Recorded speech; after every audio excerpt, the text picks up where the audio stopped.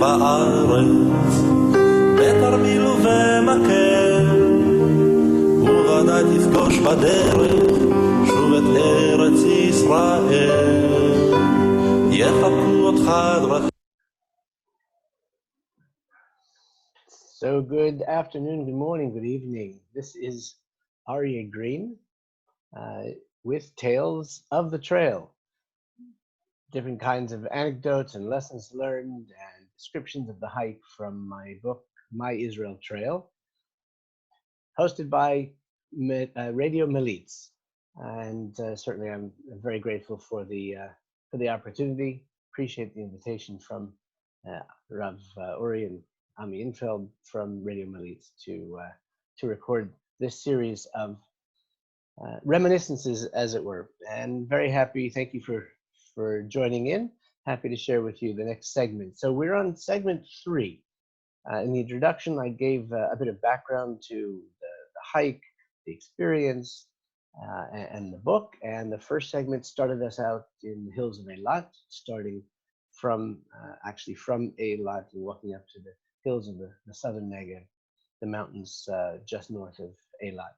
And just as a quick recap, if you're joining us and haven't seen the first 2 segments, the experience we're talking about is one which I took 6 years ago, 2014, when I was 51 years old, and hiked the almost 1,000 kilometers, almost 700-mile Israel National Trail from Eilat, on the Gulf of Eilat, on the Red Sea, the southernmost point in Israel, across the trail to the center of the country. And as you'll hear later, if you tune into one of our later segments, I then jumped up to the north and came down. And the trail itself goes all the way to the border with Lebanon, the northernmost points in the country.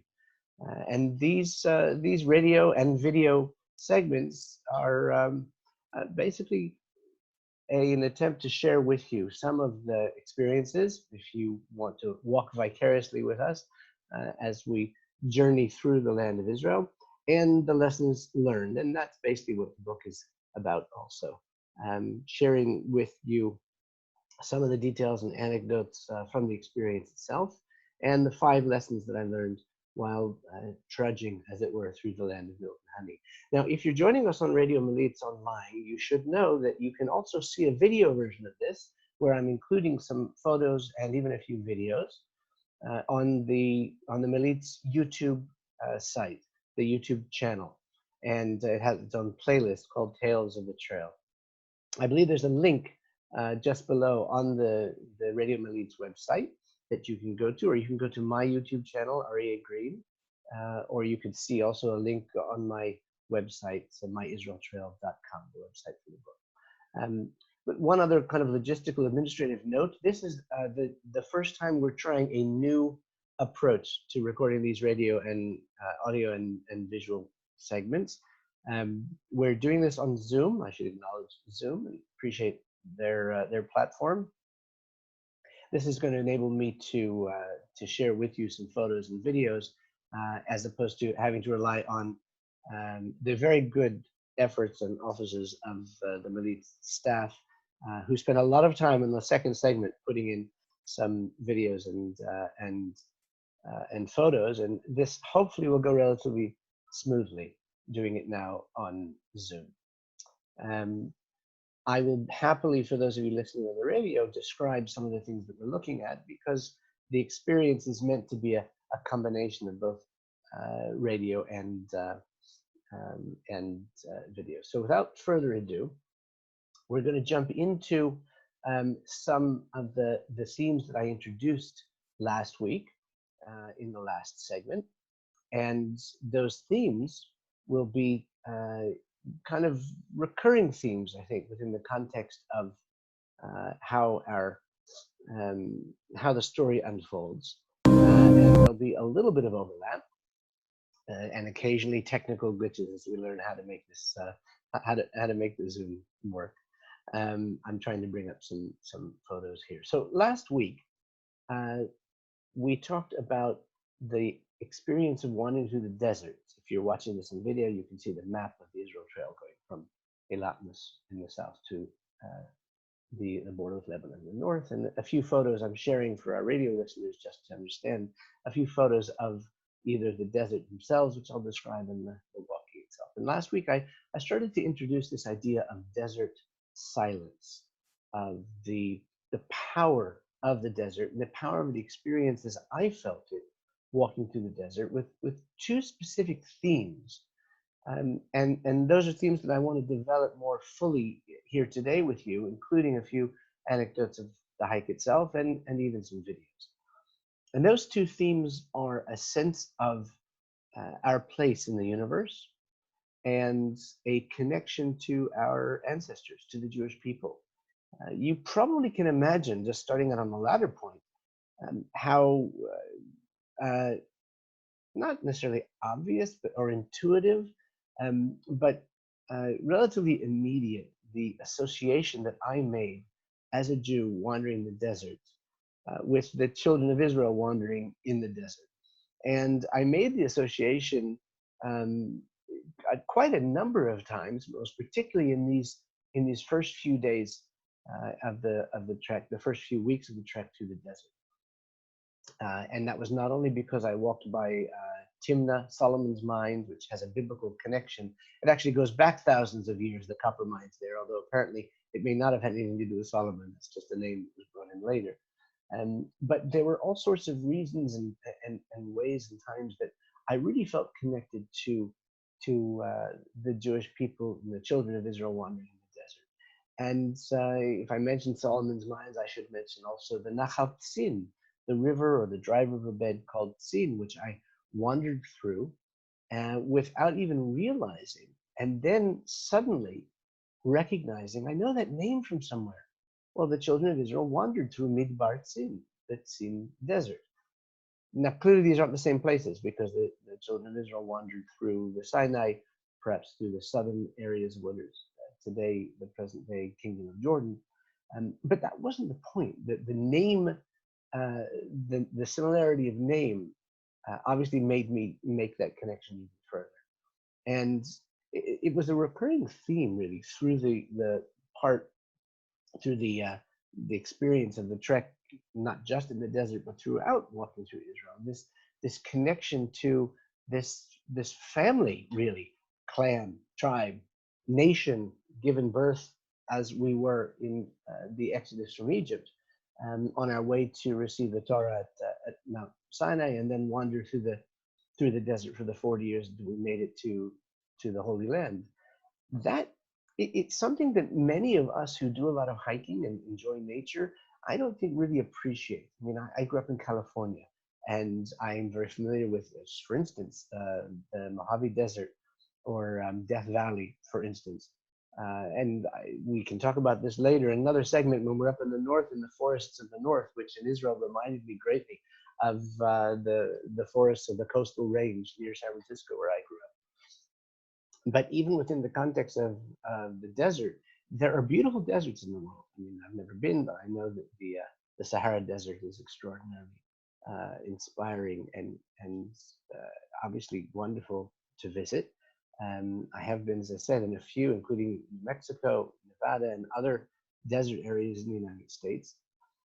And it's true, of course, for forest areas. I mean, there are mountains, beautiful hikes that one can take anywhere in the world. But what I'm referring to here is a sense or an understanding that these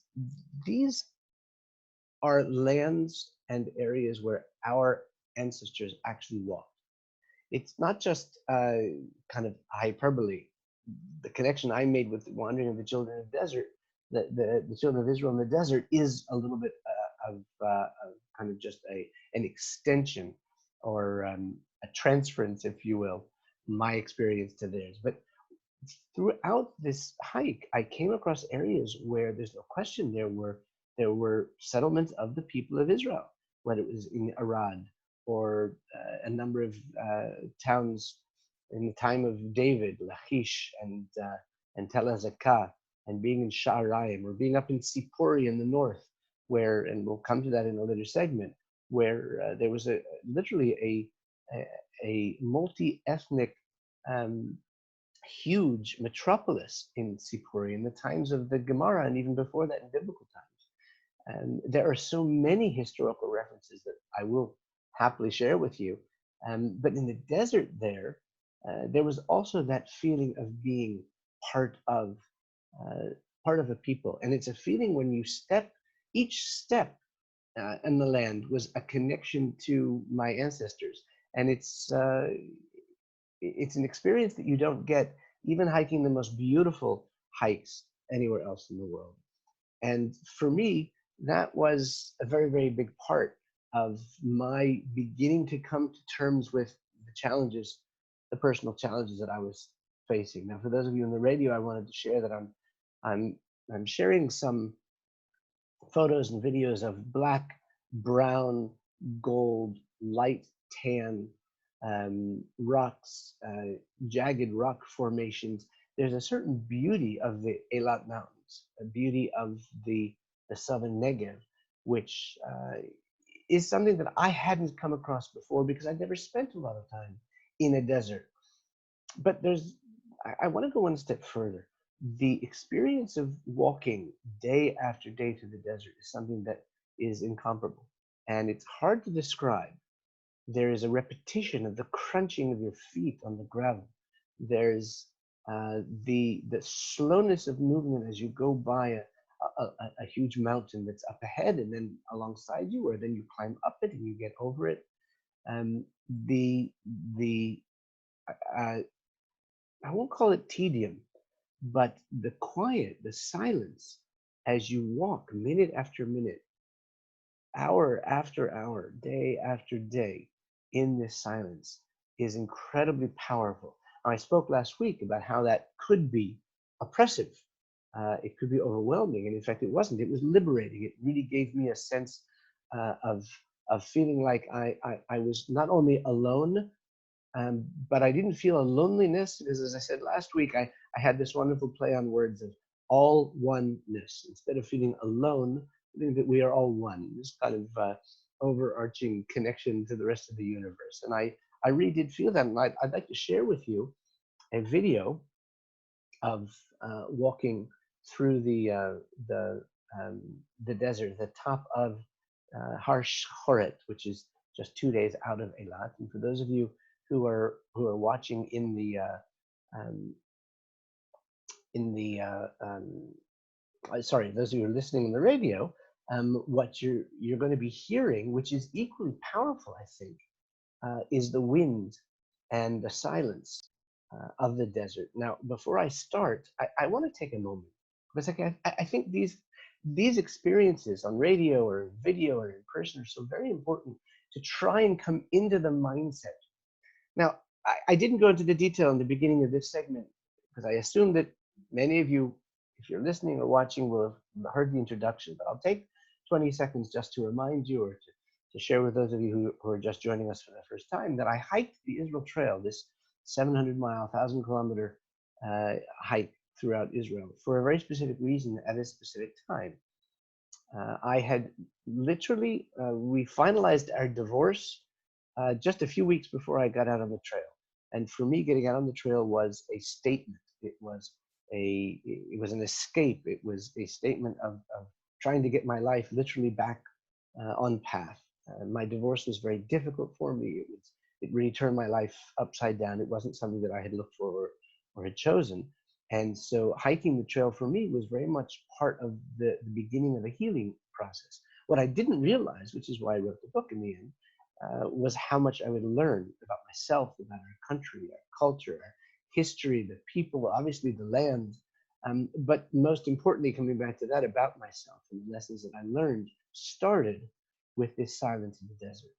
And just to get us in the mood, even though we're on radio, and people don't usually look for silence on the radio, I'd like to take a few seconds, 15 seconds, to think, to allow ourselves to move into that place of silence, which walking in the desert did for me. Take some deep breaths and begin the process with me.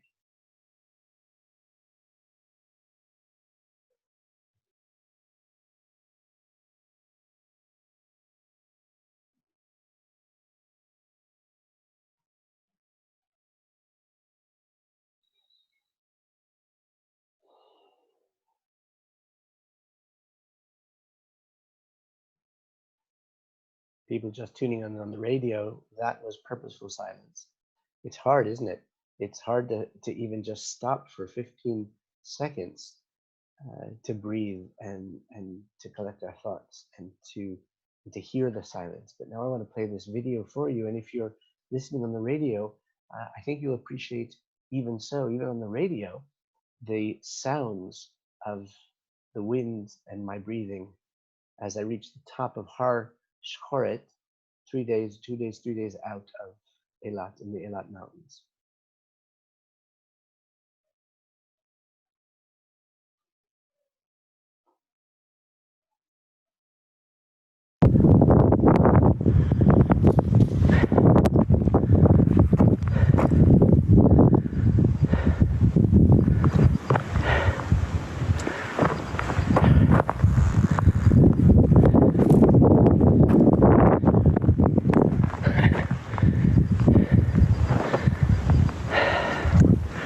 I guess I go that way. Well, you can see, you can feel, and those of you listening, you can't see, but what you saw was an expanse of desert hills, both where I came from. Whoops, sounds like it's starting again. We knew we would have some technical glitches as we did this. You could see the expanse of desert with no vegetation and with no people, obviously no roads, just a trail and hills and a trail sign saying go this way. Now walking through that kind of an expanse all alone, day after day, is a powerful experience. And for me, it led to this second element of not only connecting with my people and this feeling of a connection to my people, but it led to a real appreciation of my place in the universe. And I think, and it's important to understand what I mean. I talk a lot, and I titled this segment "Desert Humility," the second section on humility in the desert. Humility or modesty is something that I don't think comes very easily to a lot of us, myself included. And being alone in the desert was, as I said, overwhelming and powerful. But it led me to an appreciation of being part of something larger, being part of a wider universe. I said in the last segment how I was really free in the sense that nobody needed me, my children, my work, what have you.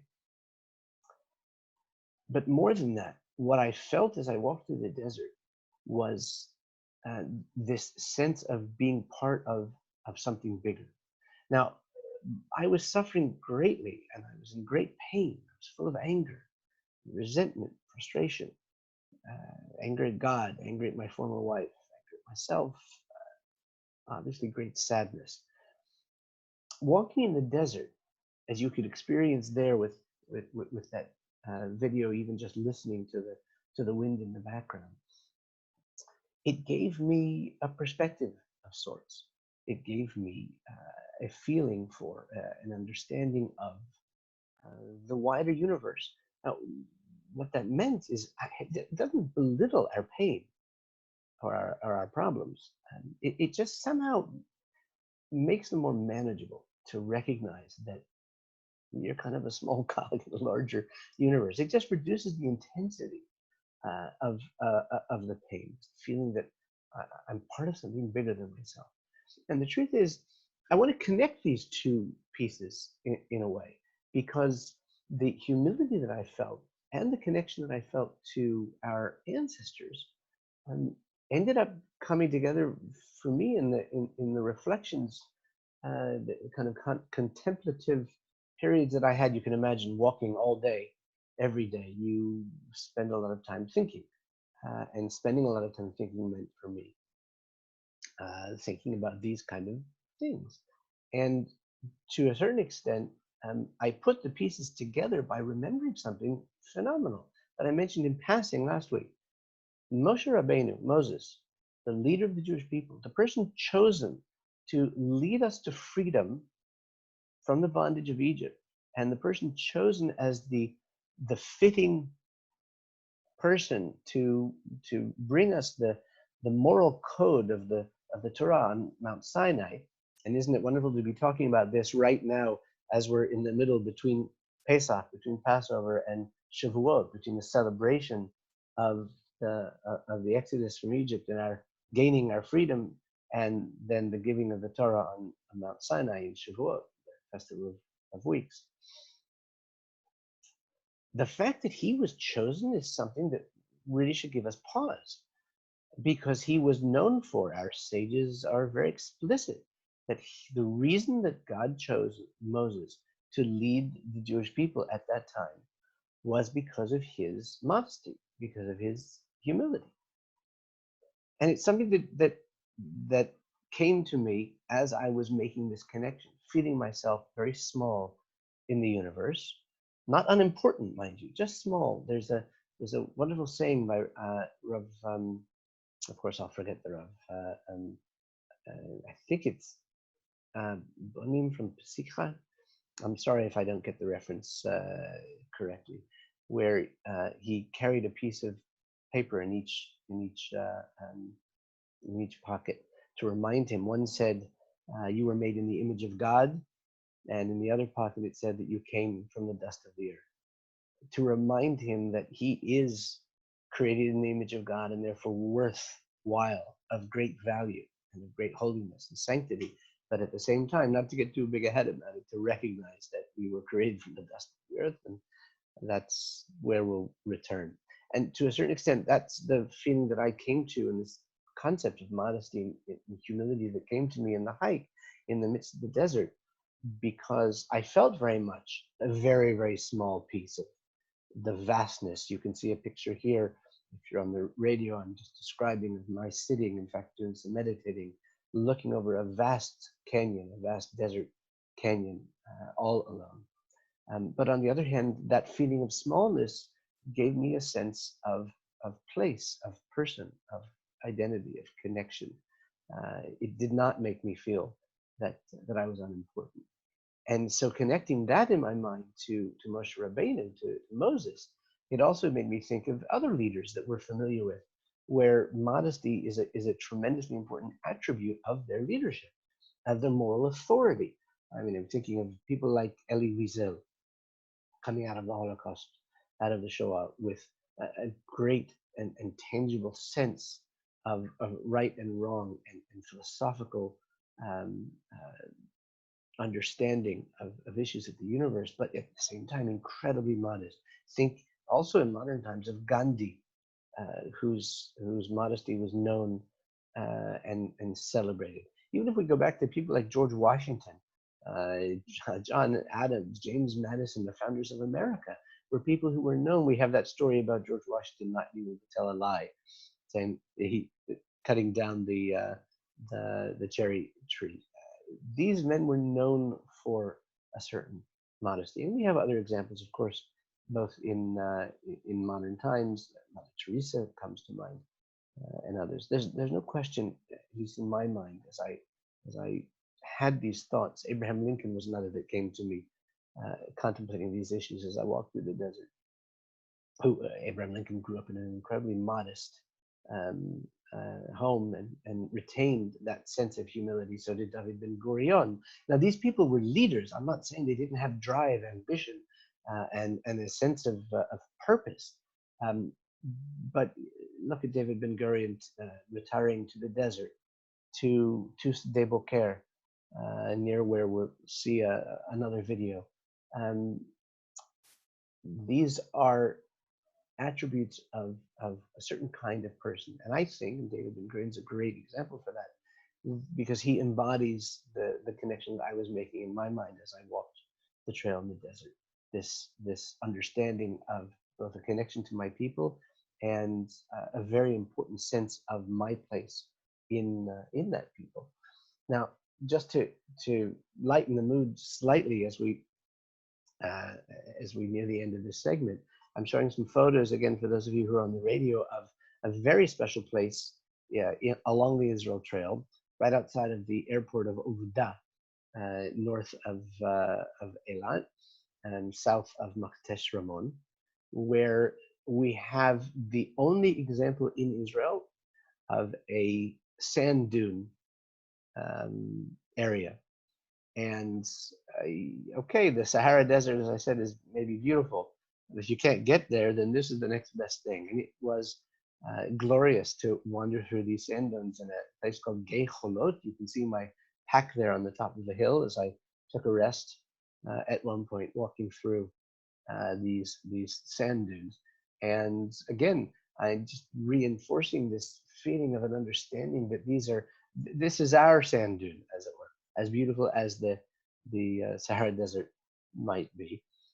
These are the sand dunes where our people, even if it wasn't the children of Israel wandering in the desert, certainly 2,000-3,000 years ago, once we'd settled the land, our footprints and ruins, archaeological remains are obviously all over, and we see them. And when you hike the trail, you see them literally every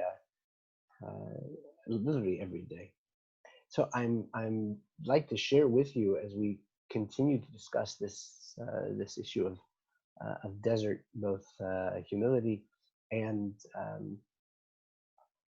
connecting to our ancestors. Another video. This is. I'm just going to go to the next one. I have too many videos here to show, and I can only show so many. This is a video actually right near Sde Boker, if we talk about David Ben Gurion. And one of the reasons that I'm sharing this particular video, and again, you in the radio will be hearing, and I hope enjoying again, this feeling of silence, the wind, the crunch of the gravel, and the desert stillness. And this is leading away from Sde Boker to a very important element that we'll get to next section, in the next segment, of a place called Ein Hope.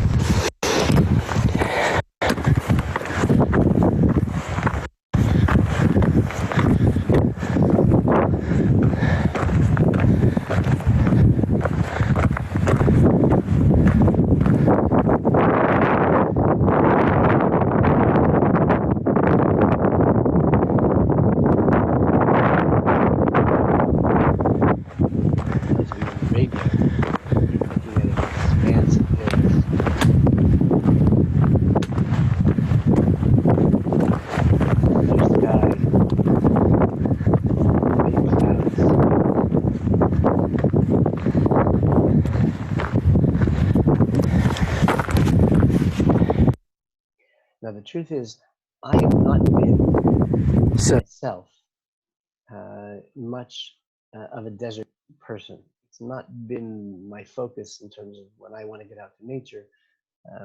I like to be either at the beach or in the hills and forests of the north here in Israel, or the Sierra Nevadas in California. But I found the different kinds of desert areas phenomenally interesting and beautiful, because in the video we just saw, for instance, you can see black rocks, gray rocks, yellow rocks, shards moving up the mountain. You can see in the mountain all sorts of different layers, strata of the geological formations. In fact, I didn't mention this, and I'm happy to mention one small anecdote or fact from the first day out. There's a particular mountain. I talked about Har Shlomo in the second segment, but above Har Shlomo, as you come to Har Yehoram, Mount Yehoram, where the night camp is, there is an absolutely unique geographical formation, geological formation, which I'm afraid I don't have a copy of the picture to show you, but apparently it's unique in the entire planet. You don't see anything like this anywhere else in the globe. There are two different mountain formations coming out of the Arava and the Ammon Moab hills across the Arava and present-day Kingdom of Jordan, and the Eilat Mountains, and the mountains of the Sinai Peninsula. And apparently these geographical formations erupted at very, very different times. And there's one point on the trail, you're walking along, and I saw a plaque, an old rusted plaque that I read, and I did take a picture of it, and I'm afraid I don't have it here to share with you, where it says explicitly, where you are standing, you can touch with your left hand one side, and your right hand another side of this mountain, as it were. On this side, it's black.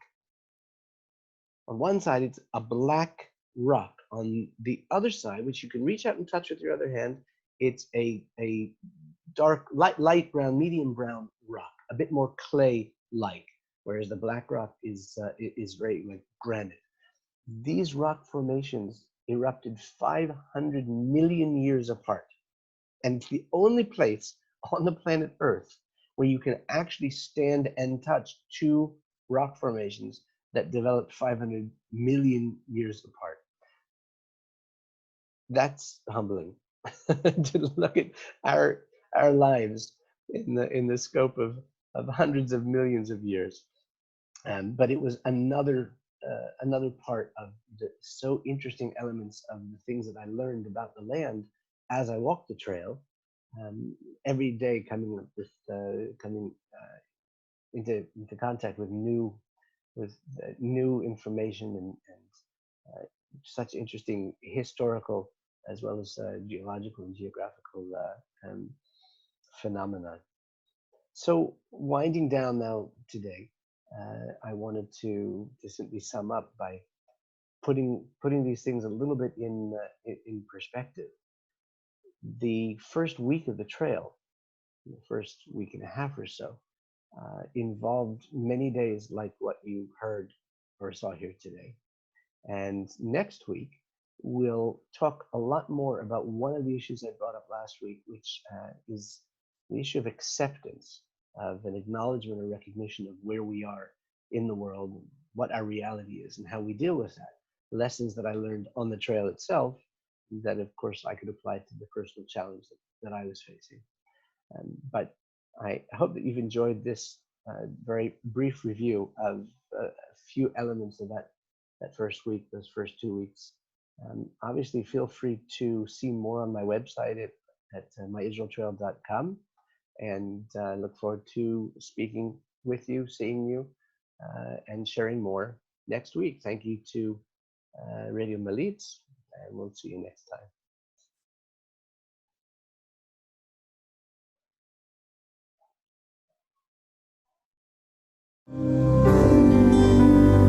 להתהלך בארץ בתרמיל ובמקל, וודאי תפגוש בדרך שוב את ארץ ישראל. יחבקו אותך דרכיה של הארץ